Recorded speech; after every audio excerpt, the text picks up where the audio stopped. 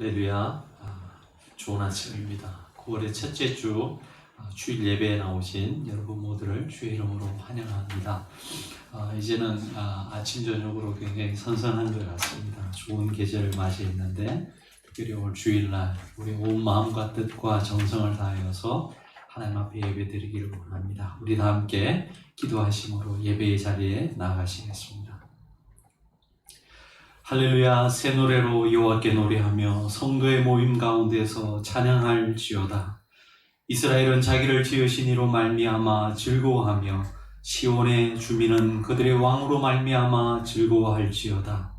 춤추며 그의 이름을 찬양하며 소고와 수금으로 그를 찬양할지어다. 여호와께서는 자기 백성을 기뻐하시며 겸손한 자를 구원으로 아름답게 하심이로다.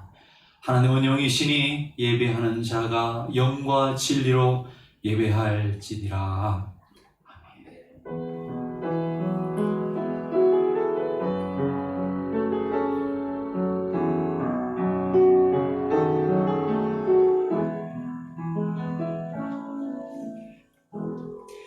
우리 다 함께 찬송가 9장으로 하나님 앞에 영광을 올리시겠습니다. 찬송가 9장으로 찬양하시겠습니다.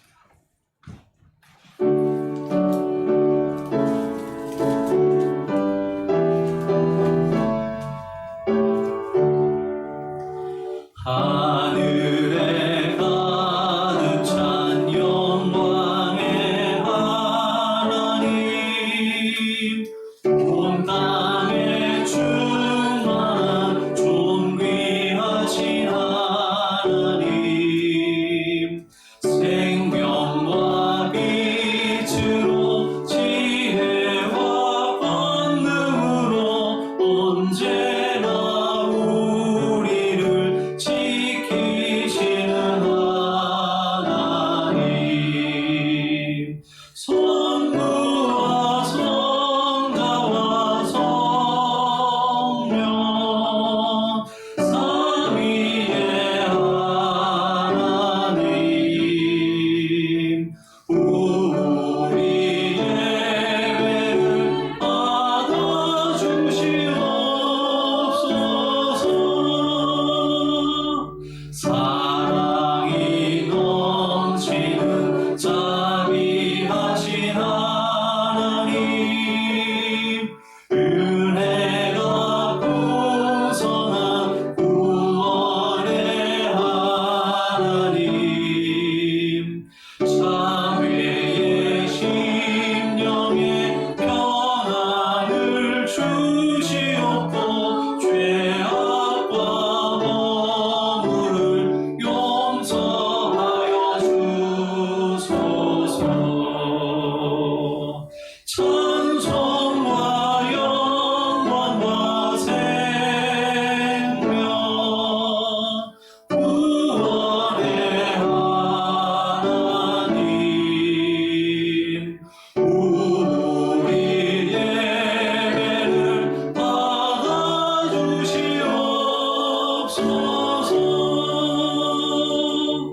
연약한 심령을 굳게 세워주시고 우둔한 마음을 지혜롭게 하시고 주의 뜻 받들어 참되게 살아가며 주 말씀 따라서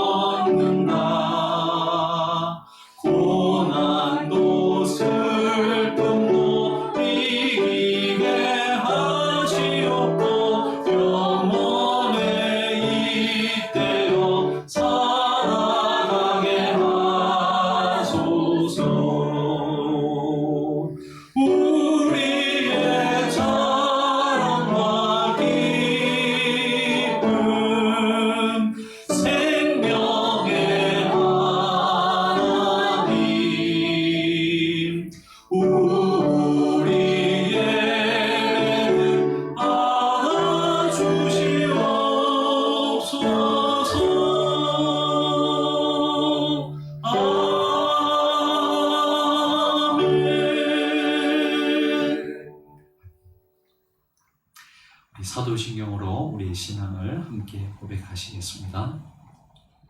나는 전능하신 아버지 하나님, 천지의 창조주를 믿습니다. 나는 그의 유일하신 아들 우리 주 예수 그리스도를 믿습니다. 그는 성령으로 잉태되어 동정녀 마리아에게서 나시고 본디오 빌라도에게 고난을 받아 십자가에 못 박혀 죽으시고 장사된 지 사흘 만에 죽은 자 가운데서 다시 살아나셨으며 하늘에 오르시어 전능하신 아버지 하나님 우편에 앉아 계시다가 거기로부터 살아있는 자와 죽은 자를 심판하러 오십니다. 나는 성령을 믿으며 거룩한 공교회와 성도의 교제와 죄를 용서받는 것과 몸의 부활과 영생을 믿습니다. 아멘. 찬송가 93장 찬양하시겠습니다. 찬송가 93장입니다.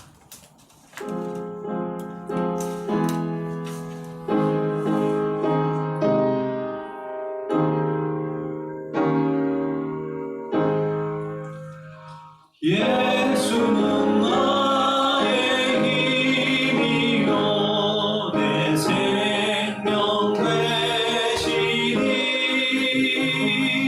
구주 예수 떠나 살면 죄 중에 빠지니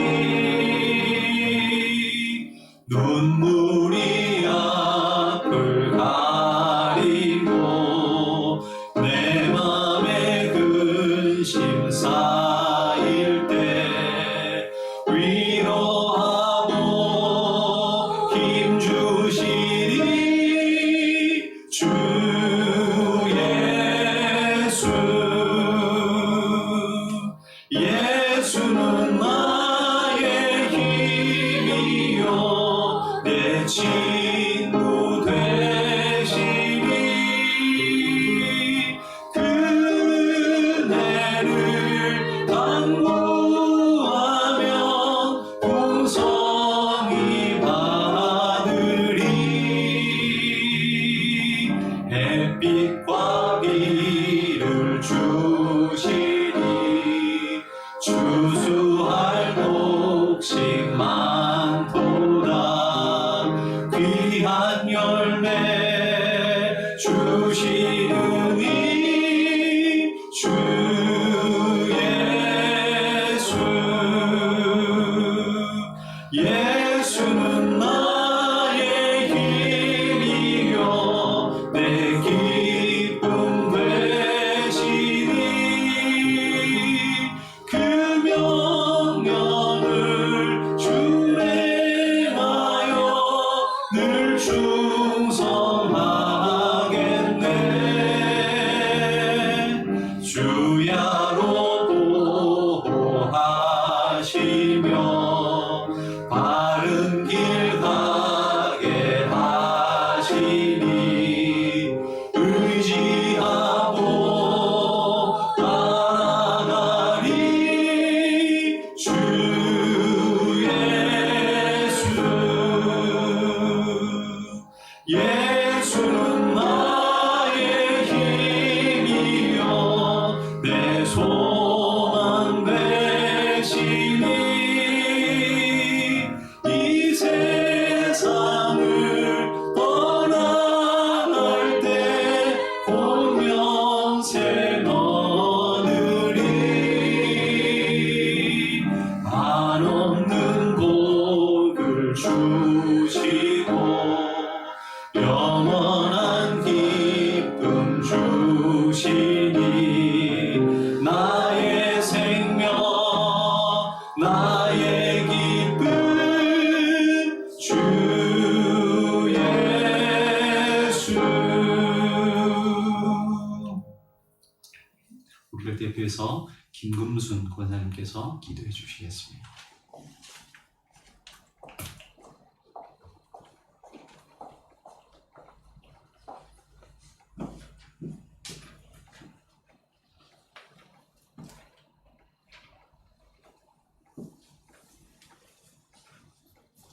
거룩하신 하나님, 은혜와 사랑을 감사드립니다. 한 주간도 주님의 도우심으로 보살펴 주시고 일용할 양식으로 채워주셔서 진심으로 감사드립니다.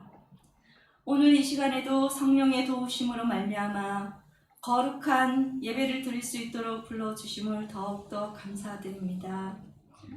우리의 모든 약함과 질병을 지고 가셨던 주님, 이 나라의 어려움들을 들여주시옵소서. 코로나19 바이러스로 인해 수많은 영혼들이 신음하며 고통 속에서 힘들어하고 있습니다.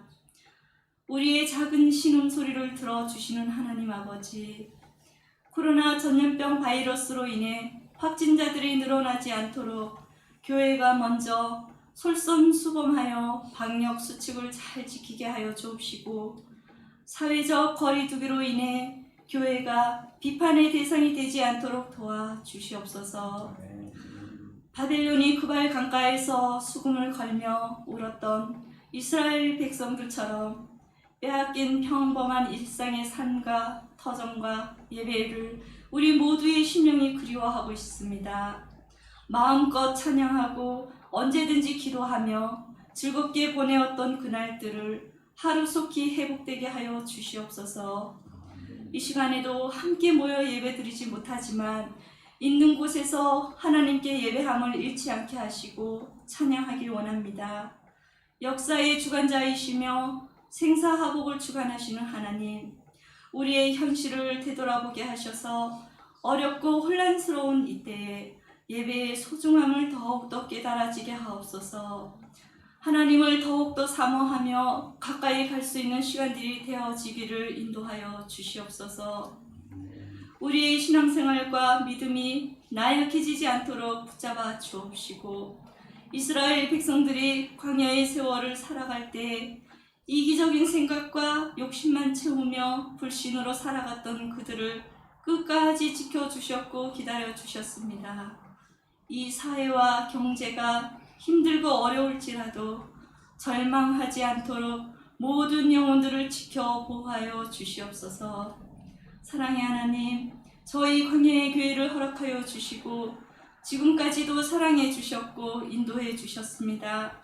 우리 모두가 더욱더 소중히 여기며 교회를 통하여 주님께서 이루고자 하는 그 뜻이 우리들을 통해 이루어지는 은혜를 더하여 주시옵소서.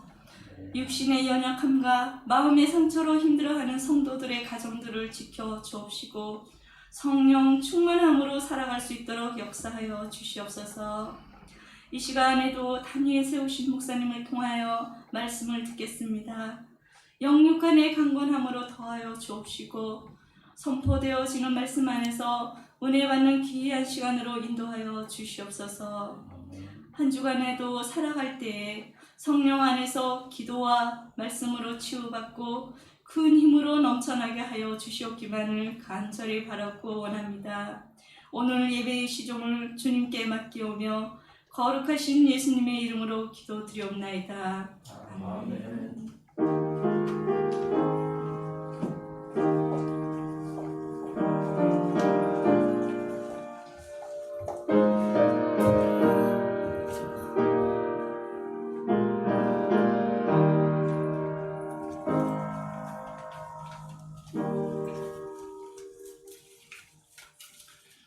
오늘 예배 자리에 나오신 여러분 모두를 주의 이름으로 환영합니다. 제가 볼 수는 없지만 우리 가정에서 또 이렇게 예배를 드리고 있겠구나 상상이 갑니다.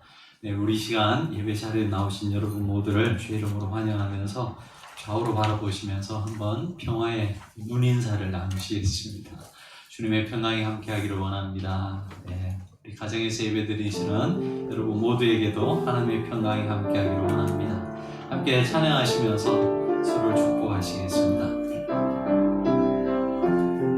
사랑의 나눔, 사랑의 나눔 있는 곳에 하나님께서 계시도다. 아멘. 사랑의 나눔 있는 곳에 사랑의 나눔 있는 곳에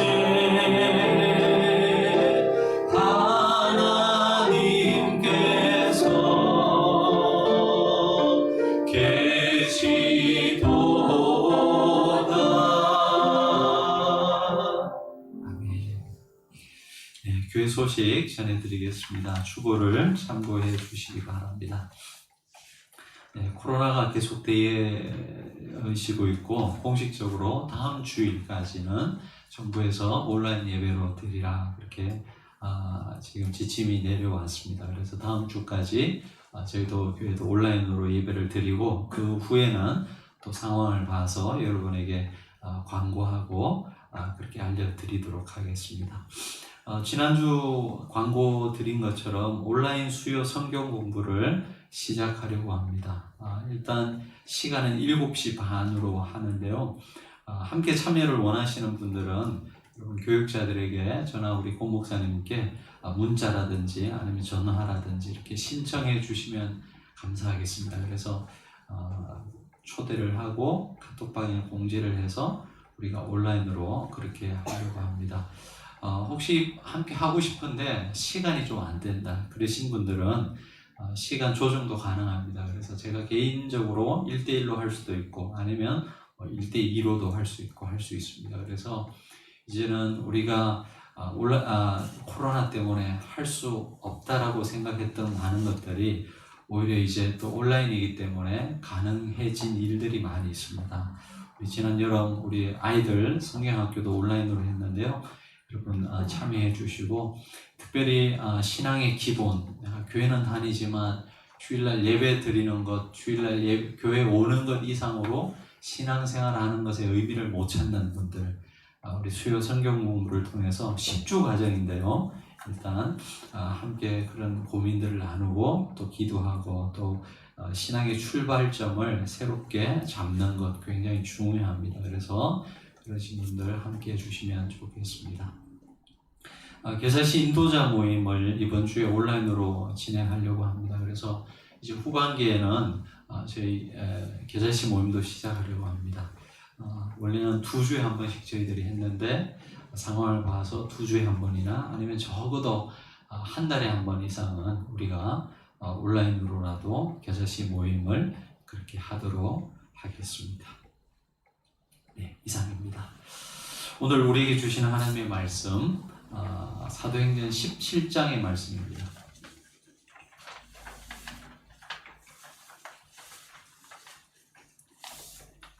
사도행전 17장 1절에서 15절까지의 말씀.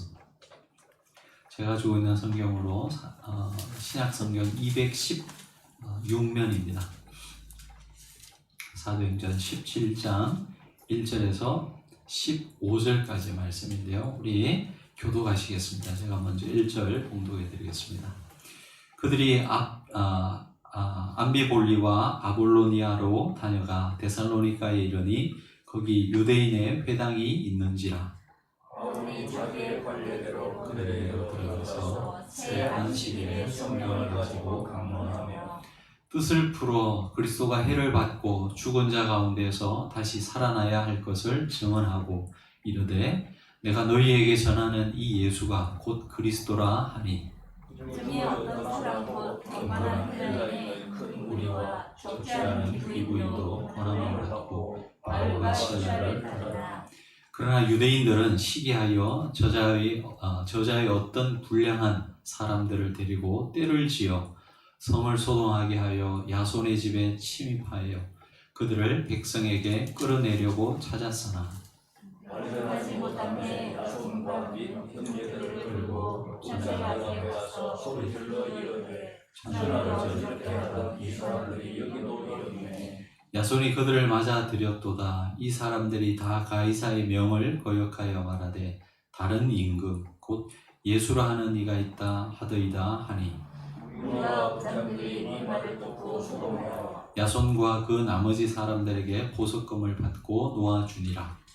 밤에 형제들이고 바울과 실라를 베레아로 보내니 그들이 이르러 유대인의 회당에 걸어가니라. 베레아에 있는 사람들은 데살로니가에 있는 사람들보다 더 너그러워서 간절한 마음으로 말씀을 받고 이것이 그러한가 하여 날마다 성경을 상고하므로 그 중에 믿는 사람이 많고 또 헬라의 기교인과 남자가 적지 아니하나. 데살로니가에 있는 유대인들은 바울이 하나님의 말씀을 베레아에서도 전하는 줄을 알고 거기도 가서 무리를 움직여 소동하게 하거늘. 형제들이 곧 바울을 내보내어 바다까지 가게 하되 실라와 디모데는 아직 거기에 머물러 같이 읽겠습니다. 바울을 인도하는 사람들이 그를 데리고 아덴까지 이르러 그에게서 실라와 디모데를 자기에게로 속히 오게 하라는 명령을 받고 떠나니라. 아멘. 우리 가정에서 예배드리시는 성도님들, 오늘은 성경책을 좀 옆에 펴놓고 그렇게 함께 설교를 듣겠습니다. 중간에 우리가 성경을 좀 찾아보려고 합니다. 찰스 스펄전이라는 유명한 설교가가 있습니다. 19세기 영국이 낳은 굉장히 유명한 설교가입니다. 당시 그의 설교를 듣기 위해서 매번 약 15,000명이라는 사람이 운집했다고 합니다. 여러분, 마이크 시스템도 잘 갖춰져 있지 않는 그런 시대에 15,000명이라는 엄청난 사람이 한 명의 설교를 듣기 위해서 모였다는 것도 굉장한 일 아니겠습니까? 근데 이 찰스 스펄전 목사님은요, 원래 아주 그 영국의 시골에서 목회하는 그 아버지 목사님의 아들로 태어났습니다.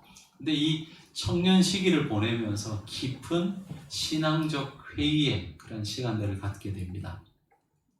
그러다가 어느 날 저녁 그 시골의 작은 그 교회 예배에 참석했는데 마침 그날 엄청난 눈보라가 몰아친 겁니다. 그래서 원래 오셔가지고 설교하기로 한 목사님이 못 오시게 되었어요. 그래서 성도들은 모였는데 그냥 갈 수가 없으니까 그 중에 회중에 있던 한 성도님이 나와서, 한 교인이 나와서 그 목사님을 대신해서 그냥 급하게 이제 말씀을 전했습니다. 근데 그 설교가 여러분 이 청년 스펄전의 이 가슴에 불을 지폈어요. 그 계기를 통해서 이 스펄전 목사님이 회심을 하게 되고 하나님의 정말 귀한 종으로 쓰임 받게 되었습니다. 여러분, 오늘 이 예배 자리에 여러분 어떤 기대를 갖고 나오셨는지 모르겠습니다. 저는 오늘 이 예배가 여러분에게 큰 시간이 되었으면 좋겠다는 생각을 하게 됩니다. 성령 하나님께서 우리의 신령 가운데 불을 지피면 여러분 한 사람의 인생이 변화되고 그 사람을 통해서 하나님께서는 또 놀라운 일들을 행하시는 그런 모습들을 보게 됩니다. 빌립보에서 여러분 로마 시민권을 가진 바울을 신문한 이 로마 관리들은 그가 로마 시민권을 가졌음에도 불구하고 법적인 절차를 밟지 않고 그를 신문한 것에 대해서 두려운 마음을 갖게 되죠. 그래서 바울더러 다른 지역으로 떠날 것을 정중하게 부탁하게 됩니다. 그래서 바울 일행은 이제 빌립보를 떠나서 데살로니가로 오게 됩니다. 여러분, 이 데살로니가, 우리가 데살로니가 전서 후서가 있지 않습니까? 그때 그 데살로니가입니다. 이 데살로니가는 지금 이 바울이 전도 여행을 펼치고 있는 이 마게도냐 지역의 행정 수도였습니다. 그리고 이 로마의 총독이, 그 마게도냐 지방을 다스리는 로마의 총독이 있는 관저가 있던 곳이었습니다. 그리고 인구가 약 15만 명이나 되는, 당시에 이 인구 비율로 따지면 굉장히 많은 인구죠. 이 거주하고 있었던 항구 도시였습니다. 이곳에 와서 바울과 실라가 하나님의 복음을 전하게 되는데, 이 바울과 실라가 전한 메시지가, 이 복음의 내용이 무엇이었습니까? 우리 오늘 3절의 말씀을 한번 같이 읽어보겠습니다. 바울과 실라가 어떤 내용으로 말씀을 전했는지 우리 3절의 말씀을 한번 같이 읽어보시겠습니다. 뜻을 풀어 그리스도가 해를 받고 죽은 자 가운데서 다시 살아나야 할 것을 증언하고 이르되 내가 너희에게 전하는 이 예수가 곧 그리스도라 하니 했습니다. 바로 예수 그리스도의 고난과 십자가 죽음 그리고 부활에 관한 메시지죠. 그러면서 결론적으로 말하기를 바로 이 예수가 그리스도시다라는 이 메시지를 전했습니다. 여러분, 예수가 그리스도시다. 이게 복음의 핵심인데 여러분에게 놀라움으로 다가가나요? 어떠세요? 우리가는 늘 듣던 말씀이기 때문에 또 그 이야기 하시는구나 이렇게 생각할 수 있을지 모르겠지만 이것이 사실은 복음의 핵심입니다. 여러분, 이 데살로니가 전서를 보면은 이 이야기를 바울이 또 하고 있어요. 이 데살로니가 전후서는 오늘 말씀해 보면 이 데살로니가 지역에 머물렀던 기간이 약 3주밖에 되지 않습니다. 새 안식일을 머물렀다 그러거든요. 3주, 길어봤자 한 달 정도의 기간을 이 2차 전도 여행 중에 데살로니가에 있었습니다. 그리고 이제 다른 아테네로 떠나게 되는데, 여러분 이 3주 동안 있으면서 떠나오는데, 떠나와서 바울이 이 데살로니가 지역의 교회들을 향해서 쓴 편지가 데살로니가 전후서입니다. 거기에도 보면 이런 내용의 그 글들이 들어가 있습니다. 예수가 그리스도시다. 이 말씀을 전하고 있습니다. 자, 근데 여러분 16장, 우리가 오늘 17장 1절에서 15절을 읽었는데 그 전에 있었던 16장 빌립보에서 어떤 일이 있었죠? 우리가 잘 기억하죠? 바울이 기도처로 가다가 점치는 귀신 들린 소년을 만나고 종을 만나고 여종을 만나고 그 요정을 고쳐주는 그런 일을 겪게 되지 않습니까? 그 일로 이제 감옥에 갇히게 되는데 그 감옥에서 어떤 일이 벌어졌습니까? 갑자기 지진이 일어나더니 여러분 그 감옥에 이 옥문이 열리고 또 자기의 그 찾고 지금으로 말하면 이제 수갑이잖아요. 수갑이 풀리는 이 기적의 역사가 일어나면서 결국은 간수 집에 가서 이제 머물게 되고 그 간수가 예수 믿는 이런 일들이 벌어지지 않습니까? 여러분 이 일이 있은 후에 데살로니가로 이제 이동해서 복음을 전하는데 저와 여러분 같으면 어땠겠어요? 그 빌립보에서 있었던 이 놀라운 기적의 사건을 아마 입에 거풀 물면서 이런 일이 있었다라고 막 자랑하면서 말하지 않겠습니까? 근데 이 데살로니가 지역에 와서 바울이 전한 복음의 내용은 굉장히 단순하고 우리가 늘 알던 말씀입니다. 바로 예수가 그리스도시라는 이 단순한 메시지를 전하고 있습니다. 여러분, 예수가 그리스도시다. 예수가 메시아시다. 이것이 오늘 저와 여러분에게도 복음으로 전해지고 있습니까? 예수가 그리스도시다라는 말은 예수가 메시아시고 그것은 예수께서 우리의 구원자가 되신다는 것이죠.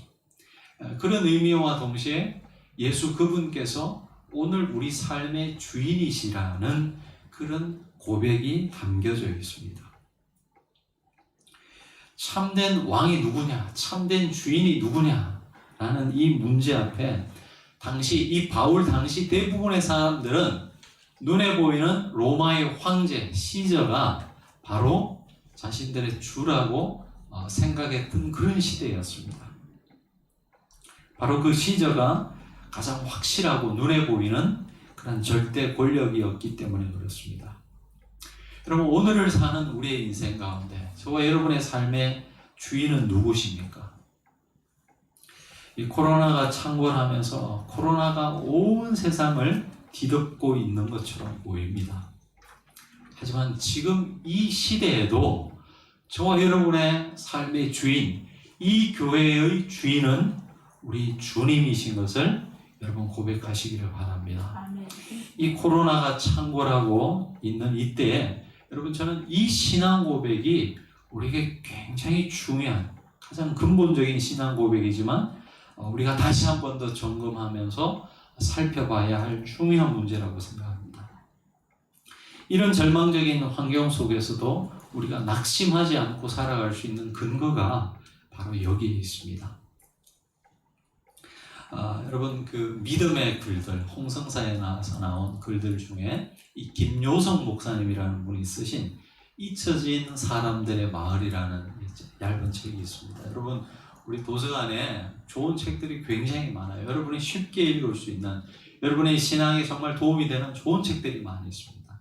이 책도 여러분 얇은 책인데요, 이야기식으로 되어 있어가지고 읽기 굉장히 쉽습니다.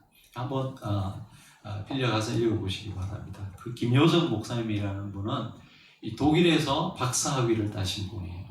이 1960년대 70년대 같아요. 굉장히 오래전에 여러분 유학을 가셔서 학위를 따신 분이죠. 그리고 이제 한국으로 돌아와서 처음에는 신학교 강의도 하고 교수로 계시다가 하나님에 대한 목마름이 있었어요. 그래서 결국은 신학교 교수직을 사임을 하고 아마 전라도 쪽인 것 같아요. 용홀이라는 곳에 가서 여러분 거기서 이제 용홀이라는 곳이 어떤 곳이냐면 나병 환자, 한센병 환자들의 재활하는 그런 마을이었습니다. 보통 예전에 이제 한센병이 걸리면 나라에서 정책적으로 여러분 소록도라는 곳에 다 보내지 않았습니까? 근데 거기에서 이제 상태가 호전되고 음성 판정이 나오면 이제 그런 사람들이 그 소록도에서 나와서 이제 집성촌을 이루면서 살아갔던 마을 중에 하나가 바로 이 용홀이었습니다. 근데 이 용홀이에 아무도 여러분 목회자가 가려고 하지 않으니까 이분이 추천을 받아서 이제 그곳에 가서 목회를 하게 되었는데 그곳에서 있었던 일들을 이제 모아서 책으로 냈는데 지금 이분은요 중국에 그리고 나서 선교를 갔는데 이 목사님이 어디에 가서 지금 있는지 행방이 파악이 되지 않은 순교를 하셨는지 그런 상황 속에 있어서 있는데 그분과 함께 공부했던 독일분 친구가 이 목사님에게 들었던 이야기들을 이제 모아서 책으로 편찬을 한 거예요. 근데 그 용호리에서 목회하다 하면서 한 부부의 이야기를 소개하고 있습니다. 한 부부가 있었습니다. 원래는 나병 환자가 아니었어요. 이 결혼을 하고 이제 아내가 임신을 해서 너무나 기뻐했는데요. 어느 순간 얼마 지나지 않아서 이 아내가 그만 이 한센병에 걸리게 됩니다. 근데 이 아내를 너무 사랑했던 남편이 너무나 절망을 했던 것이죠. 그래서 자기도 함께 그 아내와 소록도에 가서 살겠노라고 그렇게 가전 방법을 찾아봤지만 뭐 불가능한 일이죠.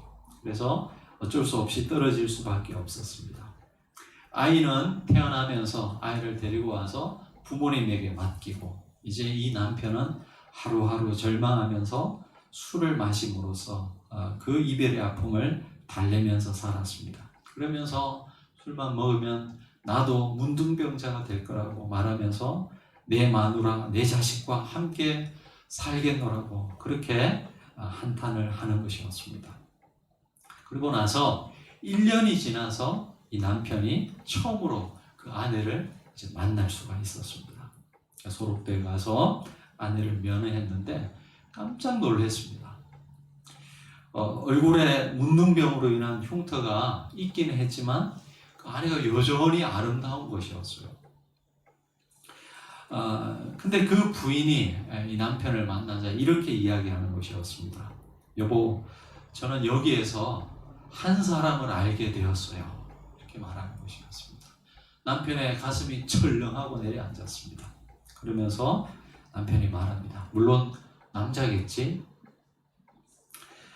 그런데 부인이 하는 말이 여보 오해하지 마세요. 저한테는 당신밖에 없어요. 제가 말하는 그분은 저뿐만 아니라 당신도 사랑하는 분이세요. 그러면서 자기가 만난 예수님을 소개합니다. 그러면서 책 한 권을 건네게 됩니다. 그 책이 바로 성경이었죠. 그러면서 이 아내가 말합니다. 여보, 이 책은 우리 두 사람에게 다시 희망을 줄 거예요. 그것을 읽으면 저의 새 주인이 어떤 분인지 잘 알 수 있습니다. 꼭 읽어보세요. 하면서 성경책을 전해줬고 남편은 돌아가서 그 성경책을 읽기 시작합니다. 그 성경을 읽으면서 아마도 이 천지가 그저 우연히 생긴 것이 아니라 하나님이라는 절대자에 의해서 만들어졌다는 것, 그리고 우리 인간이 죄로 인하여서 이런 불행을 당하고 있다는 것, 그리고 그 죄에 빠진 우리를 구원하시기 위해서 예수 그리스도께서 이 땅에 오셨다는 이런 이야기들을 읽으면서 그 남편의 마음에 믿음이 생기기 시작했습니다. 그러던 어느 날 소록도에서 연락이 왔습니다. 아내의 문둥병이 음성으로 판정이 되었다는 거예요.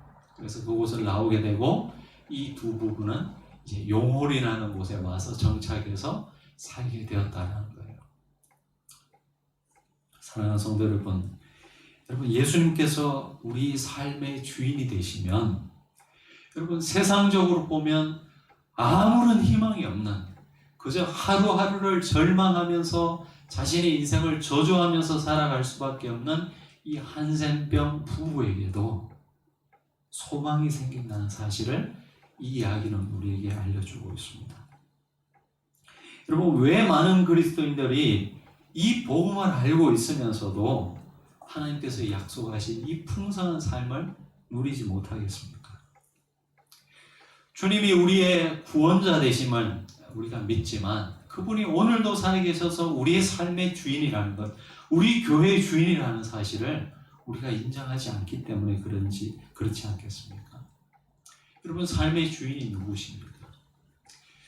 코로나가 온 세상을 뒤엎고 있는 이 막막한 현실을 살아가고 있지만 그럼에도 불구하고 우리 삶의 주인은 하나님이신 것입니다.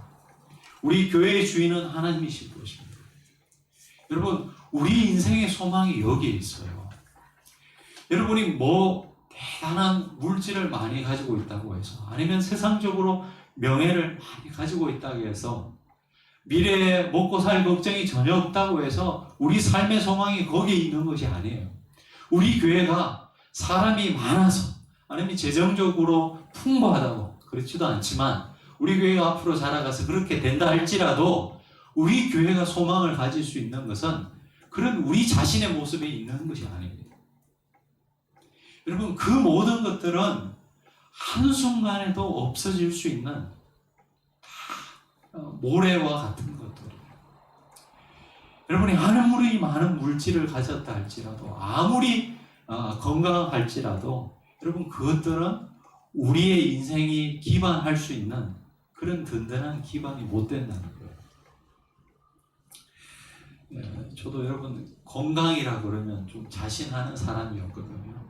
근데 그것도 그렇지 않더라고요. 운동을 참 좋아하는데요. 요즘 이렇게 엘보가 와가지고 몇 개월째 고생하고 있는데, 그러다 보니까 여러분 건강도 자신할 게 못 되더라고요. 10년, 20년, 50년만 살아보세요. 그때도 떵떵거리면서 큰 소리 칠 수 있는지. 다 여러분 할아버지 할머니 돼가지고 우리도 다 그런 누구나 가는 그 인생을 살아갈 수밖에 없습니다. 여러분, 우리가 자신할 수 있는 것, 장담할 수 있는 것 하나도 없습니다. 여러분, 우리 인생에 주님이, 하나님이 우리 삶의 주인이라는 이 사실, 고백밖에 우리가 의지할 것이 없습니다. 바울은 약 3주에 걸친 데살로니가에서의 이 전도 사역을 마치고 떠날 수밖에 없었습니다. 그들을 시기했던 유대인들에 의해서 바울과 실라는, 그리고 바울 일행은 다시 이 데살로니가를 떠나게 됩니다. 여러분, 유대인들이 시기했다고 했습니다. 유대인들은 바울이 전하는 진리라고 하는 것이 정말 진리인지 비진리인지에 대한 관심은 없었어요. 바울이 복음을 선포하자 많은 그 유대인들과 헬라인들이 바울을 따르는 그 모습을 보고 시기했습니다. 바울이 전하는 메시지가 진리인지 비진리인지에 대한 그런 관심은 없었고, 자신들의 영향을 받았던 사람들이 떠나가는 모습을 보면서 그들은 시기할 뿐이었습니다. 그래서 어쩔 수 없이 그들의 그 방해로 이제 데살로니가를 떠나서 베레아라는 곳에 이르게 됩니다. 떠나왔지만 여러분, 데살로니가 그 상황이 궁금하지 않았겠습니까? 그래서 사실 처음에는 데살로니가 전서를 보면 이 바울이 데살로니가로 다시 가려고 했습니다. 그런데 사탄이 그를 막아서 못 갔노라고 그렇게 고백하고 있습니다. 그래서 바울은 아테네로 다시 가게 되는데, 그곳에서 디모데를 데살로니가로 보내게 됩니다. 앞에서 말씀드렸지만 이 데살로니가를 떠나온 지 몇 개월 후에 그 데살로니가 사람들의 소식이 궁금해서 쓴 책이 바로 이 데살로니가 전후서입니다. 거기에 보면 그들이 이 바울이 떠나온 후에 어떻게 되었는지, 우리가 짐작할 수 있는 그런 글들이 나와 있습니다. 여러분 데살로니가 전서를 한번 펴보시기 바랍니다. 바울이 떠난 후에 데살로니가 교회가 어떻게 되었든지 데살로니가 전서 1장 7절을 한번 보시겠습니다. 신약성경 329면입니다. 이 데살로니가 사람들, 교인들이 어떻게 되었는지 데살로니가 전서 1장 7절의 말씀 같이 한번 읽어보시겠습니다. 시작. 그러므로 너희가 마게도냐와 아가야에 있는 모든 믿는 자의 본이 되었느니라. 네, 여러분 본이 되었다고 그랬습니다. 2장 13절의 말씀도 한번 같이 보시겠습니다. 2장 13절 시작. 우리가 하나님께 끊임없이 감사함은 너희가 우리에게 들은 바 하나님의 말씀을 받을 때 사람의 말로 받지 아니하고 하나님의 말씀으로 받음이니 진실로 그러하도다. 이 말씀이 또한 너희 믿는 자 가운데서 역사하느니라. 네. 바울은 떠나왔지만 하나님의 말씀이 여전히 그들의 인생 가운데 남아서 역사한다고 말씀하고 있습니다. 마지막으로 4장 9절의 말씀 한번 읽어보시겠습니다. 시작. 형제 사랑에 관하여는 너희에게 쓸 것이 없음은 너희들 자신이 하나님의 가르침을 받아 서로 사랑함이라. 여러분 신기하지 않습니까? 여러분 바울이 이 데살로니카에 있었던 것은 딱 3주였어요. 길게 잡아도 한 달이었습니다. 그리고 떠나올 수밖에 없었는데 바울이 떠난 후에 이 데살로니카 교회가 이렇게 아름답게 성장하고 있었습니다. 여러분 신비이지 않습니까? 우리 교회는 이곳에서 지금 9년간을 있습니다. 그렇죠? 네. 물론 그 사이에 많은 변화가 있었고 성장이 있었지만 여러분 바울 선생이 한 달밖에 없었는데 이 데살로니카 교회가 이렇게 아름답게 성장할 수 있었던 것, 그 지역에 선한 영향력을 미치고 공동체 내부적으로도 사랑이 넘치는 교회가 되었고, 여러분 이렇게 될 수 있었다는 것을 무엇으로 설명할 수 있겠습니까, 여러분? 여러분 하나님의 은혜로 은혜다라고밖에 우리는 고백할 수 없을 것입니다. 똑같은 환경에서 똑같은 조건에서 시작했지만 여러분 어떤 교회는 정말 그 복음의 생명력이 있어서 계속 자라가는 교회도 있을 수 있고, 또 반대로 시간이 가면 갈수록 쇠퇴하는 교회가 있을 수도 있습니다. 물론 그들 안에서 어떤 원인을 발견할 수도 있겠지만 저는 하나님의 은혜로 다 밖에 그렇게 말할 수 없는 부분도 없지 않아 있다고 생각합니다. 여러분 그래서 우리는 늘 하나님의 은혜를 구해야 돼요. 사실 여러분 요행을 바라라는 말은 아닙니다. 여러분 언제든지 겸손하게 하나님의 은혜를 구하는 개인, 하나님의 은혜를 구하는 공동체에 하나님은 역사하실 것입니다. 그리고 이러한 데살로니가 교회의 성장을 보면서 우리가 알 수 있는 것은 무엇입니까? 여러분 우리의 신앙이라고 하는 것은 결코 우리가 신앙생활에 온 그 연소와 늘 비례하는 것은 아니라는 것을 우리가 생각해 볼 수 있습니다. 여러분 사람을 알아가는 과정도 비슷하지 않습니까? 여러분 결혼을 해서 아내와 수십 년을 살았지만 꼭 그 함께한 시간이 오래되었다라고 해서 그 사람에 대해서 내가 가장 잘 안다라고 하기는 힘든 부분이 없지 않아 있습니다. 결혼을 하고 수십 년을 살았는데도요, 상대방에 대해서 상대방이 진짜 무엇을 원하는지 모른 채 살아가는 부부들도 저는 굉장히 많이 만나봤습니다. 꼭 함께한 물리적 시간에 비례해서 그 사람을 그만큼 아는 것은 아니라는 것이죠. 하지만 만난 횟수는 짧고 함께한 연수는 작지만 어떤 기회를 통해서 여러분 그 관계가 깊어지는 경험들을 우리는 종종 하지 않습니까? 우리가 수련회 할 때 제가 꼭 1박 2일을 고집하는 이유가 거기에 있어요. 여러분 하룻밤을 같이 자면 그 전과 그 후가 달라요. 그렇지 않습니까? 어쩌다가 수련회 때 별로 평상시에 그 같은 교회 공동체지만 별로 이야기 안 했던 관계인데 하룻밤을 같이 자면서 이런 이야기 저런 이야기 하고 다음날 일어나면 여러분 그 관계가 굉장히 깊어졌다는 것을 누구나 느끼실 거예요. 하나님과의 관계에서도 그런 경험이 있을 수 있습니다. 우리가 늘 신앙생활 하지만 우리가 의지적으로 하나님을 찾거나 하나님과의 어떤 특별한 어떤 만남의 장을 허락하지 않으면, 우리가 만들지 않으면 늘상 그렇게 살아가요. 하나님은 이런 분이시겠지라고 우리가 그냥 받은 채 살아가면 하나님과의 그 관계 속에서 여러분 발전이 있을 수 없습니다. 그러나 하나님을 더 깊이 알아가려고 하는 그런 열정을 갖고 하나님과의 특별한 그 만남의 장을 우리가 계속해서 가져가다 보면 그런 분들에게는 신앙의 성숙과 성장이 있을 수 있다는 것입니다. 이러한 것들을 데살로니가 교회는 우리에게 교훈해 주고 있습니다. 자, 이제 이런 데살로니가를 떠나서 베레아로 가게 됩니다. 자, 베레아에서는 어떤 일이 벌어졌는지 우리 11절의 말씀을 같이 한 목소리로 읽어보시겠습니다.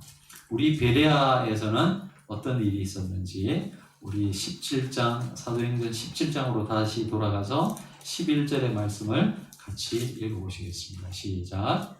베레아에 있는 사람들은 데살로니가에 있는 사람들보다 더 너그러워서 간절한 마음으로 말씀을 받고 이것이 그러한가 하여 날마다 성경을 상고하므로. 12절까지 같이 읽겠습니다. 그 중에 믿는 사람이 많고 또 헬라의 귀부인과 남자가 적지 아니하나 라고 되어 있습니다. 자, 베레아로 이제 와서 하나님의 말씀을 또 해당해서 전했는데요. 베레아 사람들은 좀 특징이 있었습니다. 베레아 사람들은 데살로니가에 있는 사람들보다 더 너그러웠다라고 했습니다. 어떤 성경에, 이 영어 성경에 보면요, 너그럽다라는 말을 오픈 마인드를 가지고 있다. 이 오픈 마인드라는 말로 번역하고 있습니다. 그러니까 열린 마음을 갖고 하나님의 말씀을 대했다는 것이죠. 그러면서 말씀을 받고 이것이 그러한가 하여 날마다 성경을 상고함으로 되어 있습니다. 그러한가 하여 요 말씀을 요 단어를 NIV에서는요 이그제민이라는 단어로 번역하고 있습니다. 이 말씀이 진짜인지 가짜인지를 시험했다라는 거예요. 이그제미네이션, 시험이라는 단어잖아요. 조사하다 그런 말도 있는데 여러분 하나님의 말씀을 시험했다라는 말 여러분에게 불경건한 말씀으로 들리나요? 어떻습니까?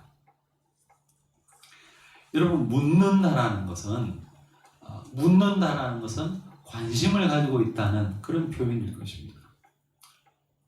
기독교는 여러분 믿음을 강조합니다. 계시의 종교이기 때문에 믿음을 강조해요. 하지만 맹신을 말하는 것은 아닙니다. 우리가 신앙생활 할 때 질문이 생기고 의문이 생긴다는 것은 어쩌면 자연스러운 일이에요. 왜냐하면 여러분 우리가 믿는 하나님은 저와 여러분이 생각하는 것보다 훨씬 크신 하나님이세요. 우리의 이성을 초월해서 계신 분이세요. 그렇기 때문에 이해가 하나님의 하시는 일들이 우리의 이성으로 납득하기 힘든 부분이 있는 것이 어쩌면 당연한 거예요. 정말 그래? 라는 질문이 여러분 우리가 신앙생활을 하다 보면 자연스럽게 생길 수 있다는 거예요. 이 베레아 사람들은 그런 질문을 그냥 믿음 없다라고 치부하지 않고 그것들을 잘 살려서 하나님을 더 알아가는 일에 매진했다라는 것입니다. 우리가 믿는 하나님은 우리가 질문하는 것을 믿음 없는 것이라고 하면서 책망하시는 분이 아니십니다. 여러분 요즘 한국에서 기독교인의 이미지가 어떻습니까? 물론 다 그런 교회가 아닙니다. 정말 그런 교회는 소수지만 그것이 너무 매스컴을 통해서 전달되다 보니까 한국 교회 모든 교인이 그런 것처럼 보여지지만 절대 그렇지는 않습니다만은 여러분 우리 세상 사람들에게 비춰지는 이 기독교인의 모습 비이성적이고요 비상식적인 집단으로 비춰지고 있습니다. 누가 그렇게 만들었습니까? 여러분, 저는 1차적으로 목회자의 책임이 가장 크다고 생각합니다. 우리 목사님들이 교회에서 질문하는 것을 마치 믿음 없는 것이냐 그렇게 치부할 때가 많았기 때문에 그렇습니다. 교회에서 질문하는 것을 막았어요. 그래서 목회자의 책임이 1차적으로 있고 또 여러분에게도 일정 부분 책임이 있다고 생각합니다. 여러분, 대학 진학을 하면서 우리 청년들이 교회를 떠나는 그 비중이 굉장히 큽니다. 근데 여러분, 너무 부정적으로 보지 마시기 바랍니다. 여러분, 대학을 진학하면서 우리 나라는 여러분 이 교육 시스템상 고등학교 때까지 질문이라는 것을 할 수 없는 구조인 것 같아요. 그래서 이런 것들이 신앙생활에도 연결이 돼요. 교회에서 어떤 질문을 할 수 없는 거예요. 학생들이 그저 주는 지식만을 습득하기 때문에 질문하는 것을 못해요. 그러다가 이제 대학을 들어가면 자기 나름의 사고가 생기고 그러면서 질문을 하게 됩니다. 근데 교회 가서 그런 질문하면 질문을 못하게 만드니까 교회를 떠나는 그런 경우들도 굉장히 많이 있는 것 같습니다. 여러분, 끊임없이 대화하면서 우리 부모님들은 왜 신앙이 필요한지를 여러분 강요하지 마시고 대화를 통해서 알려주시기 바랍니다. 그리고 무엇보다도 그럼에도 불구하고 그 아이의 모습과 상관없이 그 부모님들, 여러분들이 그들을 사랑하고 있다는 것을 늘 보여주시면 잠깐 여러분 그 신앙을 떠날 때가 있을지 몰라도 언젠가는 돌아오게 될 것입니다. 오늘날 한국교회 신자들은 다소 미신적으로 보일 만큼요, 설교자의 말에 격앙되고 고조된 그런 목소리로 아멘을 남발합니다. 우리 교회는 절대 그렇지 않습니다. 하지만 여러분, 베레아 사람들처럼 말씀을 간절하게 받되 스스로 성경을 통해 그 설교된 메시지의 진실성을 여러분 확인해 하셔야 됩니다. 그런 과정이 있어야지 그 말씀이 진실로 여러분의 말씀으로 된다는 거예요. 저는 특별히 이 코로나 시대 우리가 함께 모여서 예배 드릴 수 없고 목회자를 만나서 1대1로 양육받을 수 없는 여러분 이러한 시대에 여러분 정말 이 베레아 사람들의 모습, 자세가 필요하다고 생각합니다. 그냥 주는 음식만을 받아 먹으면 여러분 이 코로나와 같은 이런 환경이 되면 다 스스로 설 수 없어요. 주체적인 신앙을 가질 수 없습니다. 이럴 때 여러분 이 베레아 사람들의 모습이 굉장히 필요하다고 생각합니다. 그런 면에서 여러분 우리가 수요 성경 공부를 이제 온라인으로 하려고 하는데 여러분 누구나 다 참여할 수 있어요. 이제는 시간과 공간을 초월해서 누구나 다 함께 할 수 있습니다. 여러분 함께 그런 시간을 가지면서 우리의 신앙생활하는 의미들을 새롭게 하고 기초부터 쌓아갈 수 있었으면 좋겠습니다. 말씀을 맺겠습니다. 저는 시간이 지나면 지날수록 기독교 신앙, 우리가 아는 이 복음이 얼마나 소중한지를 더욱더 느낍니다. 제가 목사이어서가 아닙니다. 근데 생각해보면 교회를 다니면서도 이 복음의 참된 정수를 누리지 못하고 살아가는 사람들이 너무나 많이 있습니다. 옛날 대서양을 건너서 신대륙으로 가던 그런 여객선에 탔던 한 젊은 청년의 이야기를 여러분 아시는 분도 있을 겁니다. 정말 돈을 모아서 이제 여비를 마련해서 이제 신대륙으로 가서 꿈을 키우기 위해서 그 배를 타게 됩니다. 돈을 아끼려고 음식값을 아끼려고 식사를 제대로 사 먹지도 않고 겨우겨우 그렇게 배에서의 생활을 지탱하고 있습니다. 그때만 해도 여러분 한 달씩 이렇게 걸렸으니까. 근데 어느 날 놀라운 진리를 발견하게 됩니다. 그곳에 함께 탔던 이 승객한테 듣는 이야기입니다. 이미 자기가 지불한 그 뱃삭 안에 여러분 식사비가 다 포함되어 있었다는 거예요.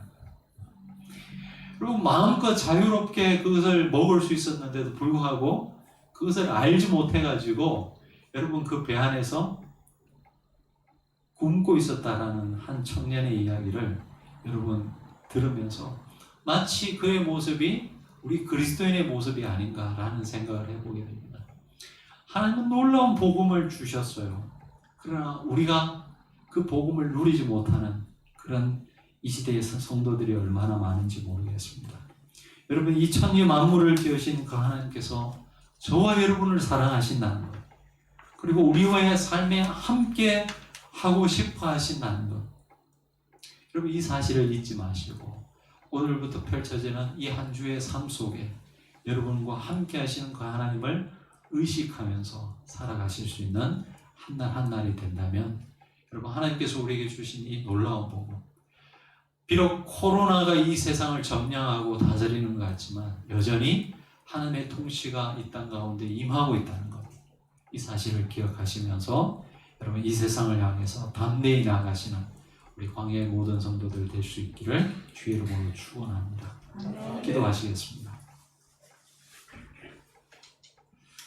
하나님 아버지, 우리가 늘 듣던 말씀이었기 때문에 이제는 감동이 사라지고 그 이야기를 들을 때마다, 복음의 내용을 들을 때마다 우리 마음에 하는 그런 감사가 사라진 것이 아닌지 돌아보게 됩니다. 다시 한 번 더 예수가 그리스도시라는 이 사실, 예수께서 우리의 구원자 되시며 오늘도 살아계셔서 우리의 주인 되신다는 이 사실을 마음 깊이 간직하며 우리의 직장에도 함께 하시고 우리의 가정에도 함께 하시고 하나님의 그 놀라운 통치로 우리의 삶을 다스리고 있다는 사실을 우리가 잊지 않고 세상을 향해 나아갈 수 있도록 인도해 주옵소서. 예수님 이름으로 기도합니다. 우리 주신 말씀 생각하며 390장 찬양하시면서 봉헌하시겠습니다. 찬송가 390장입니다.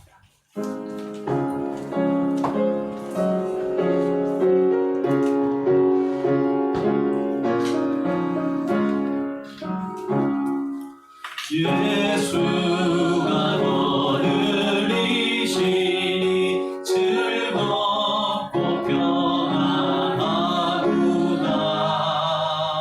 주야로 자고 깨는 것 예수가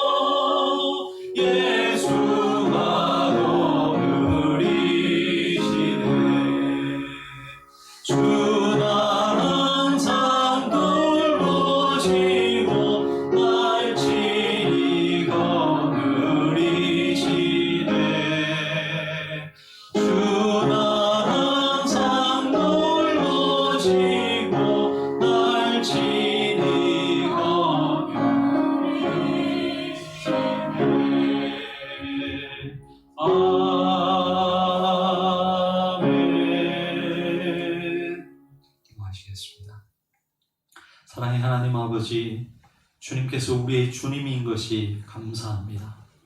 만약 우리의 마음을 다 드러내 놓는다면 우리는 너무나 부끄러워 어느 사람 앞에서도 설 수 없을 것입니다. 하물며 우리 심령을 감찰하시는 하나님 앞에 어떻게 설 수 있겠습니까?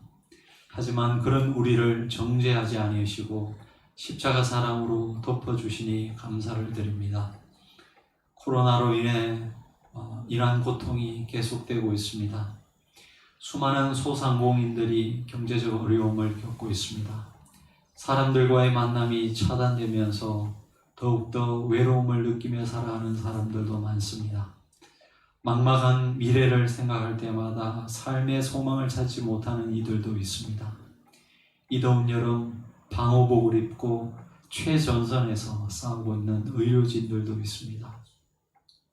그러나 주님, 보디발 아내의 거짓말로 인해 또다시 깊은 절망의 구렁텅이에 떨어진 요셉이었지만 그곳에서도 하나님의 통치는 계속되었고 그를 향한 하나님의 계획은 진행되고 있었습니다.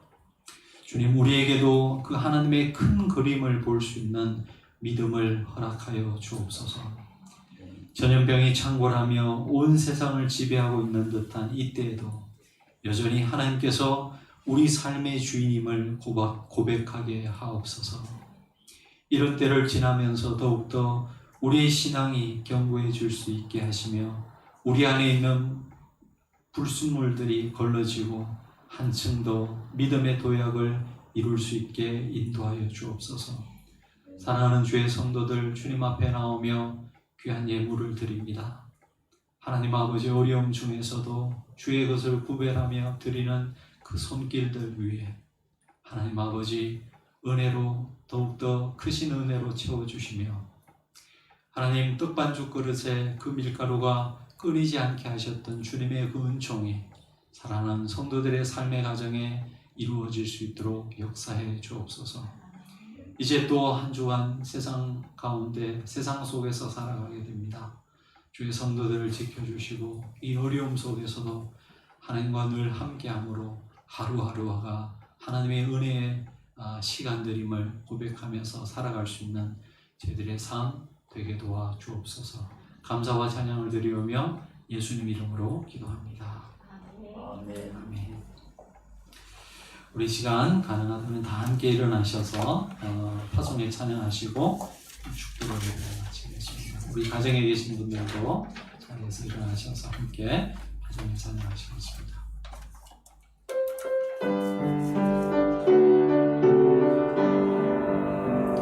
주님 손잡고 걸으리 어려움을 만나도 주님 손잡고 걸어가리 나를 만드신 주 예수 이 세상 살아갈 때에 거친 풍랑을 만나도 이 세상 살아갈 때에 거친 파도를 만나도 나는 주님 손잡으리 나는 주님 손잡으리 나를 인도하시는 주의 손을 끝까지 잡고 가리라 주님 손잡으리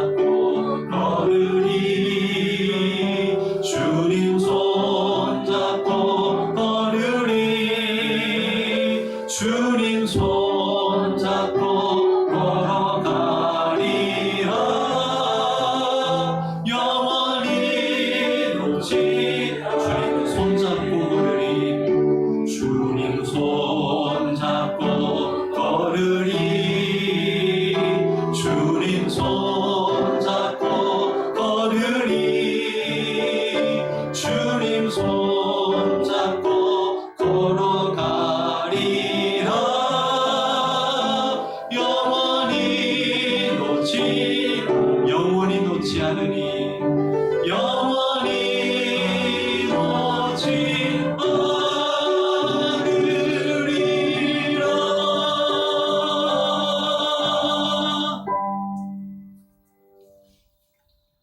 사랑하는 성도 여러분, 이제 주의 말씀을 가슴에 품고 세상으로 나아가십시오.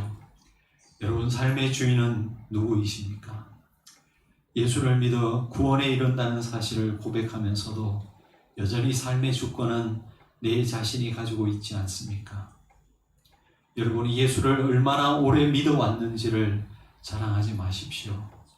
늘 겸손히 그분을 향한 목마름을 가지고 간절한 마음으로 나아가십시오. 신앙생활한 연수를 자랑하지 말고 그분과의 내밀한 교제가 현재 내 삶에 충만한지를 돌아보십시오. 거기에 우리의 소망이 있습니다. 우리를 사랑하시는 주님께서 이번 한 주도 언제 어디서나 여러분과 늘 함께 하실 것입니다.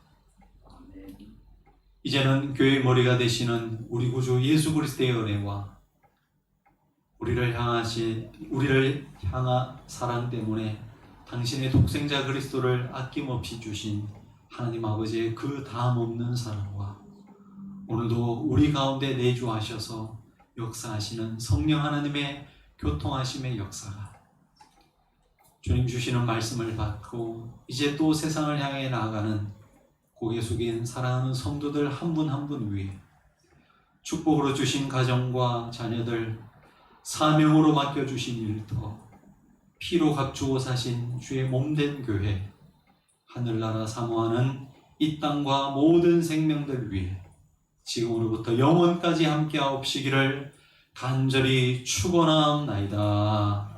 아멘.